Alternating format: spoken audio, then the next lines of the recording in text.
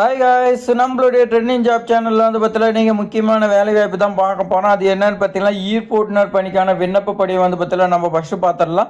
அடுத்து நம்ம நோட்டிஃபிகேஷன் பார்க்கலாம். இது எங்கே வந்திருக்குது பார்த்தீங்கன்னா சிவகங்கை மாவட்ட ஊரக வளர்ச்சி மற்றும் ஊராட்சி துறையில் தான் பார்த்தீங்கன்னா வந்திருக்கு.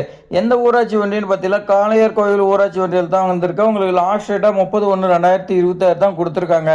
அப்ளிகேஷன் ஃபார்ம் ஃபில் பண்ணிடலாம். உங்களுடைய நேம் பார்த்தீங்கன்னா தமிழ் எழுதிங்க. நீங்கள் ஆனா பெண்ணா மூன்றாம் பாலினம் என்னங்கிறது நீங்கள் பார்த்தீங்கன்னா டிக் பண்ணிக்கங்க. பாஸ்போர்ட் சைஸ் ஃபோட்டோ பார்த்தீங்கன்னா ஒட்டிடுங்க. தந்தையா இல்லை கணவர் பெயரா என்னங்கிறது இந்த இடத்துல எழுதிங்க. உங்களுடைய டேட் ஆஃப் பர்த் கட்டம் கொடுத்துருக்காங்க பாருங்க, இதில் பார்த்தீங்கன்னா எழுதிங்க. என்னங்கிறது பார்த்தீங்கன்னா எழுதிங்க. மாற்று சான்றிதழ் அதாவது டிசி இல்லை மதிப்பெண் சான்றிதழ் ஏதாவது பார்த்தீங்கன்னா பொறுப்புக்காக வைக்கணும்னு சொல்லி கொடுத்துருக்காங்க. 1/7/2025 படி உங்களுக்கு என்ன வயதுன்னு சொல்லி கேட்டிருக்காங்க. அதுக்கான சான்றிதழ் நீங்கள் வைக்கணும்னு சொல்லி கொடுத்துருக்காங்க. இந்த டேட் ஆஃப் பர்த் போட்டிங்களா உங்களுக்கு 1/7/2025 படி என்ன வயது கம்ப்ளீட் ஆகிக்குதோ அதை போட்டுங்க. போட்டு அடுத்தவொன்று பார்த்தீங்கன்னா கல்வி தகுதி. இந்த ஜாப்க்கு 8ஆம் வகுப்பு கல்வி தகுதி நீங்கள் அதுக்கு மேலே படிச்சிருந்தாலும் நீங்கள் பார்த்தீங்கன்னா எழுதலாம். அதுக்கான டிசி அதே மாதிரி மதிப்பெண் சார்ந்தெல்லாம் வைக்கணும். என்கிட்ட 8ஆம் வகுப்புனா அதுக்கு டிசி இல்லைன்னா நீங்கள் டிகிரி படிச்சிருந்தா கொடுத்துருப்பாங்க, அது வச்சா போதும். அதே மாதிரி தகுதி ஓட்டுநர் உரிமை பார்த்தீங்கன்னா டிரைவிங் லைசன்ஸ் வச்சுருக்கணும். அதே மாதிரி 5 ஆண்டு குறைவில் 5 இயர்ஸ் பார்த்தீங்கன்னா எக்ஸ்பீரியன்ஸ் இருக்கணும். அது 2மே சர்டிஃபிகேட் வைக்கணும். அடுத்து உங்களுடைய அட்ரஸ் கேட்குறாங்க. அதுக்கு நீங்கள் ரேஷன் கார்டோ இல்லை பார்த்தீங்கன்னா ஆதார் கார்டோ வைக்கலாம்னு சொல்லி கொடுத்துறேன். அட்ரஸ் ப்ரூஃப் கேட்க விண்ணப்பத்தாரின் தொலைபேசி எண், உங்களுடைய மொபைல் நம்பர் அண்ட் மின்னஞ்சல் முகவரி, இமெயில் ஐடி எழுதுன்னு சொல்லி கொடுத்துறேன். ஃபோன் நம்பர் எழுதிட்டு அதே மாதிரி இமெயில் எழுதிங்க. மதம் கேட்குறாங்க, இந்துவா முஸ்லீமா கிறிஸ்துவரா இதர மதத்தினர் சொல்லி கேட்குறாங்க. அது என்னங்கிறது நீ டிக் பண்ணிக்க. இனம் பார்த்தீங்கன்னா கேட்குறாங்க, அதில் என்ன கம்யூனிட்டிங்கிறது எழுதிக்கங்க. அடுத்து 1ஆம் வகுப்பு முதல் 8ஆம் வகுப்பு வரை நீங்கள் தமிழில் படிச்சுக்கிறீங்களான்னு சொல்லி கேட்குறாங்க. ஆம் கொடுங்க, இல்லைன்னா இல்லைன்னு சொல்லி பார்த்தீங்கன்னா கொடுத்துருக்கேன். மேக்ஸிமம் எல்லாமே தமிழ் மீடியத்தில் தான் படிச்சிருப்பீங்க. ஆமெனில் அதுக்கான சர்டிஃபிகேட் நீங்கள் பார்த்தீங்கன்னா வைக்கணும்னு சொல்லி கொடுத்துருக்காங்க. வேலை வாய்ப்பு அட்டை நீங்கள் எம்ப்ளாய்மெண்ட் ரிஜிஸ்ட்ரேஷன் நீங்கள் பண்ணியிருப்பீங்க, அதோட நம்பர் பார்த்தீங்கன்னா போட்டுங்க. உறுதிமொழியெல்லாம் கொடுத்துருக்காங்க பாருங்க. எல்லாம் படிச்சதுக்கு அப்புறமேட்டுக்கு தான் நான் அப்ளிகேஷனை பூர்த்தி செஞ்சேன் அப்படின்னு பார்த்தீங்கன்னா நீங்கள் சொல்லுங்கள். அதே மாதிரி விண்ணப்பத்தில் உள்ள எல்லா விவரங்களும் கரெக்டு, நான் சரி பார்த்துட்டு நீங்கள் சொல்லுங்கள். ஏதாவது தப்புன்னு கண்டறியப்பட்ட நிராகரிக்கப்படும் சொல்லி கொடுத்துருக்காங்க. வேற பார்த்தீங்கன்னா எனக்கு எட்டிய வரை உண்மையானவை சரியானவைன்னு நான் பார்த்தீங்கன்னா சொல்லியிருக்கேன். ஏதாவது தப்புன்னு கண்டுபிடிச்சி என் மேலே சட்ட நடவடிக்கை எடுக்கலாம் அப்படின்னு பார்த்தீங்கன்னா சொல்லியிருக்காங்க. இப்பதவிக்கான விண்ணப்பிக்க தேவையான அனைத்து தகுதிகள் நான் பெற்றுள்ளேன் அப்படின்னு பார்த்தீங்கன்னா உறுதி அளிக்கிறேன்.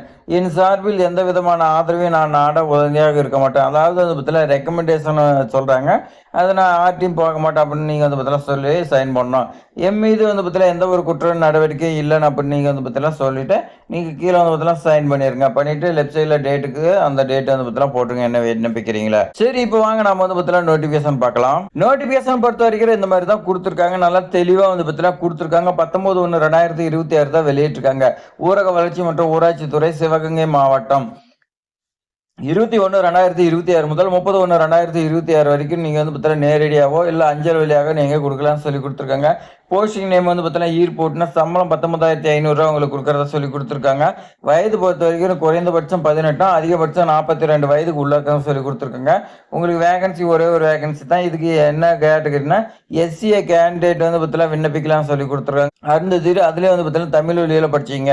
கல்வி தகுதி 8ஆம் வகுப்பு படிச்சிருக்கணும். அதே மாதிரி நீங்கள் 1988 மோட்டார் வாகன சட்டப்படி நீங்கள் பேட்ச் பார்த்தீங்கன்னா வச்சிருக்கோன்னு சொல்லி கொடுத்துருக்காங்க. டிரைவிங் லைசன்ஸு 5 இயர்ஸ் எக்ஸ்பீரியன்ஸ் இருக்குன்னு சொல்லி கொடுத்தேன். விண்ணப்ப வடிவம் சிவகங்கை மாவட்ட ஆட்சித்தலைவர் வெப்சைட்டில் இருக்குது, அதை நீங்கள் பூர்த்தி செஞ்சுக்கலாம்னு சொல்லி கொடுத்துருக்காங்க. விண்ணப்ப கட்டணம் பார்த்தீங்கன்னா கொடுத்துருக்காங்க. 50 ரூபா நீங்கள் பே பண்ணணும். அது எப்படி பே பண்ணணும், கமிஷனர் பஞ்சாயத்து யூனியன் காளையார் கோவில் இந்த அட்ரஸுக்கு பார்த்தீங்கன்னா நீங்கள் டிடி எடுத்துகிட்டு போகணும்னு சொல்லி கொடுத்துருக்காங்க.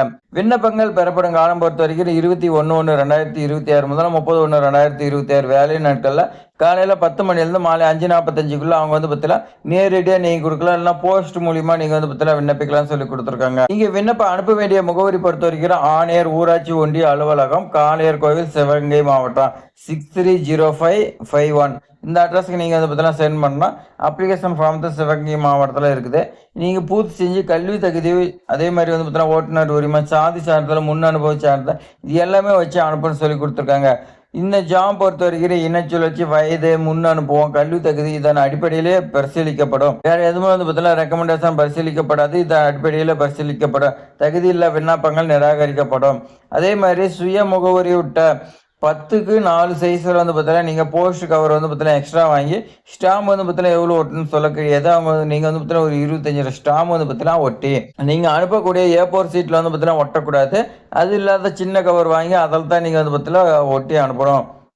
அதுதான் உங்களுக்கு நேர்காணல் வரத்துக்கான கடிதத்துக்கான அஞ்சல் உரை. மேலே குறிப்பிட்ட இனச் சுழற்சி இடஒதுக்கீட்டின்படி நியமனம் செய்யப்படும். தகுதியுள்ள விண்ணப்பதாரர்கள் நேர்காணலுக்கு அழைக்கப்படுவார். இடம் தேதி பின்னர் அறிவிக்கப்படும் சொல்லி கொடுத்துருக்காங்க. ஸோ இந்த வாய்ப்பு மிஸ் பண்ணிடாதீங்க. அதனால் உடனே விண்ணப்பிச்சிருங்க. அவசரமான செய்தியான நாள் ரொம்ப கம்மியாக இருக்கு. இது மாதிரி பயனுள்ள தகவலாம் நம்மளோட ட்ரெண்டிங் ஜாப் சேனலில் தொடர்ந்து வந்துகிட்டே இருக்குது. நீங்கள் மிஸ் பண்ணக்கூடாதுன்னா சப்ஸ்கிரைப் பண்ணி பெல் சிம்மில் கிளிக் பண்ணிங்க. ஒரே லைக் பண்ணிங்க. தேங்க்ஸ் ஃபார் வாட்சிங்.